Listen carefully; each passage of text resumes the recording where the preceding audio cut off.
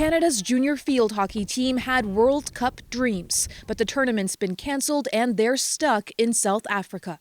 It's a bit crazy. I was talking to some of the other girls, at the beginning of COVID, you heard of people who are kind of stuck in places and now we're those people.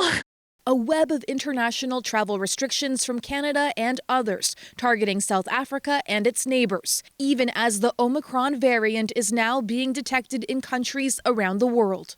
This doctor was the first to flag it. This is a total overreaction. I'm quite sure this variant is already in most of these countries.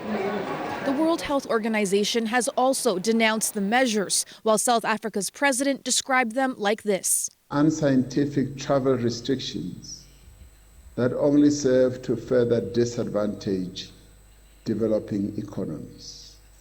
A sentiment echoed by George Kwa Inu. He lives in Pretoria, his kids in Ontario. Luckily, I'm not traveling, but if I were to come back to visit my kids for Christmas, that would have been devastating.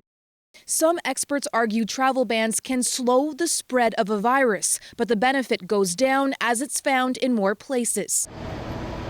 Canadian officials say there's no plans yet to change course, but other measures would be more helpful, says Dr. Zane Chagla. Imposing perhaps a test on entry and a short quarantine period on entry until test results are back is probably not an unreasonable way to mitigate as much of the risk as possible.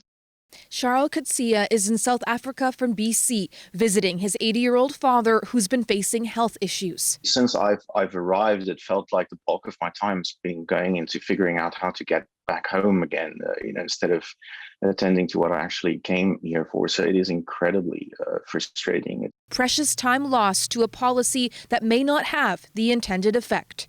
Ellen Morrow, CBC News, Toronto.